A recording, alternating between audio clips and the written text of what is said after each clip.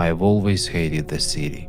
The endless noise, the smog, the fake smiles of people who don't give a damn about you. I needed an escape. I was lucky enough to inherit an old cabin up in the Cascade Mountains. Real deep woods, miles from the nearest highway. It used to be my sanctuary, my safe haven.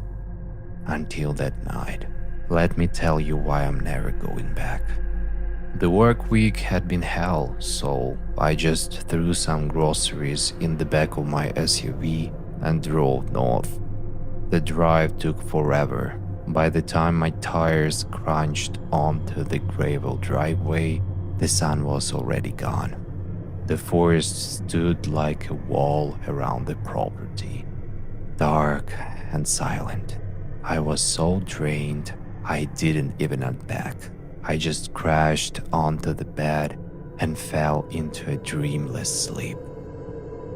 I was ripped out of sleep by a sharp, nasty sound.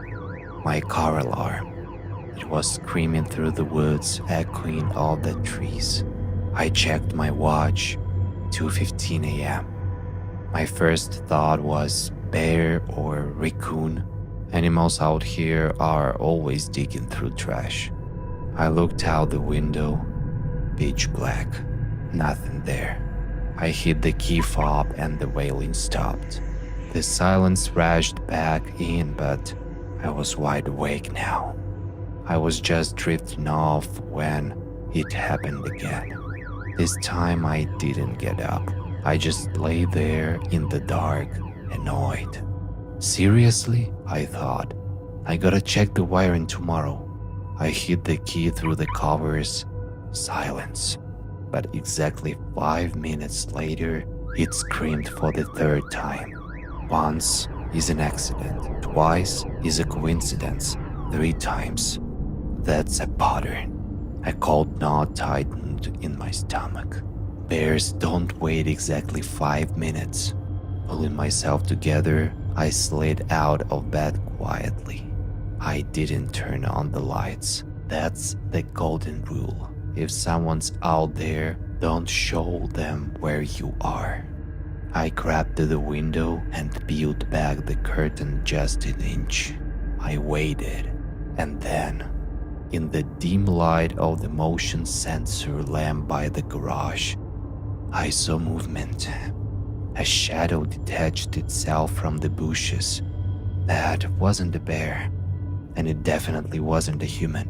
It was too long, almost 7 feet tall, unnaturally thin, wearing some kind of rags. It moved with jerky motions like a marionette. The thing walked up to my car, tapped the hood with a long arm, and instantly darted back into the darkness. I was paralyzed. I stood there watching my car scream, knowing that thing was crouching in the bushes, waiting. And then it hit me. A wave of ice-cold terror washed down my spine. It wasn't trying to steal my car. It wasn't trying to break it. It was waiting for me to come outside to turn it off. With shaking hands, I killed the alarm one last time. The silence was worse than the siren. I watched as the thing, realizing its trick hadn't worked, slowly stepped over the fence. It wasn't rushing. It knew I was inside. I backed away into the hallway, staying out of sight. And then I heard it. Knock. At first, it was quiet, almost polite, right at the front door. The knock was followed by the handle being violently jerked up and down, and the sounds. It wasn't a human voice. It sounded like a massive dog rolling over the bone, but the noise was wet, guttural, too deep for any animal. I knew if it heard me, it would find a way in. I crawled towards the stairs, gripping my phone, even though I had 0 signal out here. I needed a weapon. I quietly stood up and reached for the light switch in the hall, but I froze. My heart skipped a beat. Standing at the living room window with its face pressed against the glass was it. It was looking for me. The glass started to fog up from its breath. I couldn't look away. That face is burned into my memory forever. Its skin was a color of ash, covered in deep wrinkles like old parchment. The eyes, tiny black beads, no whites, absolutely empty. Where a nose should be, there were just two wet slits whistling as it breathed, and the mouth, no lips, just two rows of sharp yellow teeth clicking together in anticipation. Slowly trying not to breathe, I dropped to the floor and crawled to the bathroom. It was the only room without windows. I locked myself inside, sat in the dry bathtub, and clutched a kitchen knife I'd managed to grab. All night, I heard it prowling around the house, the clicking of claws on the wooden deck, scratching against the siding. Sometimes it would whine softly right outside the door. I didn't sleep.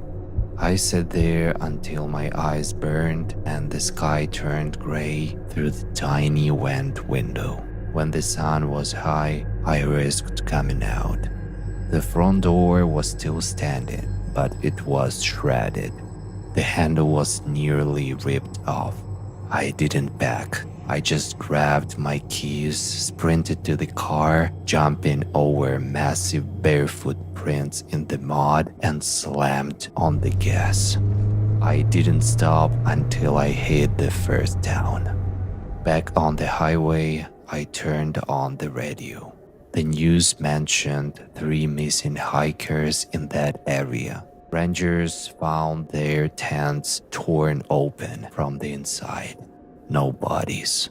I moved back to the city immediately. I thought I was safe here, surrounded by people and streetlights. But last night, at 3 a.m., I woke up to a sound I know too well.